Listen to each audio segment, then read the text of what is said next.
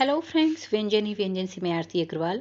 आज मैं बनाने जा रही हूँ शाही मटर पुलाव, जो बहुत ही कम सामानों से बहुत ही आसान तरीके से स्वादिष्ट इस शाही मटर पुलाव को हम बना सकते हैं। इसको बनाने के लिए हमें चाहिए चावल।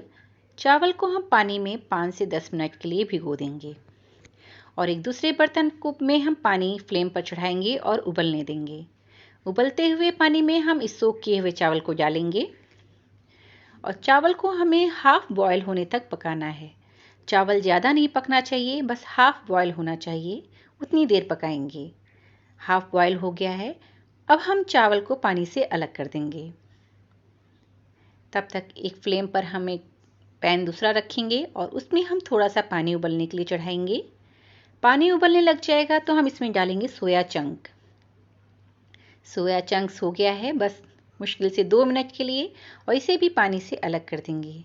पुलाव बनाने के लिए हो गया तैयार उबले हुए चावल, उबली हुई मटर, सोया चंक्स, काजू, थोड़े से सूखे मसाले, तेज़पत्ता, इलायची, लौंग और बड़ी इलायची।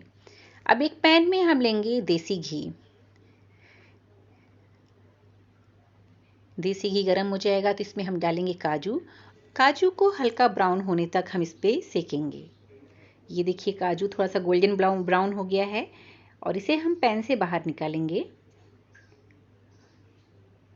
अब इस पैन में जो बचा हुआ घी है, इस बचे हुए घी में ही हम पुलाव बनाएंगे। इसमें हम डालेंगे थोड़ी सी राई, बड़ी इलायची, छोटी इलायची, लौंग और तेज़पत्ता। राई जब चिटकने लग जाए तो इसमें हम डालेंगे मटर। कुछ सेकंड के लिए मटर को हम इसमें पकाएंगे। मटर उबली हुई है, इसलिए ज़्यादा नहीं पकाना है, बस कुछ समय के लिए, हमें कुछ सेकंड के लिए इसे हमें इस तरह से चलाना है। और अब इसमें हम डाल देंगे उबले हुए चावल। जो हाफ बॉयल चावल हैं उसे हम इसमें ऐड करेंगे और हल्का सा इस तरह से स्टिर करते हुए मिक्स करेंगे।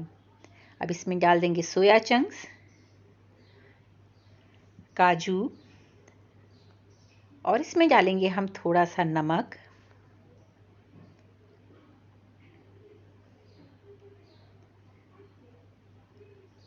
नमक स्वादानुसार आप अपने अकॉर्डिंग कम ज़्यादा कर सकती हैं,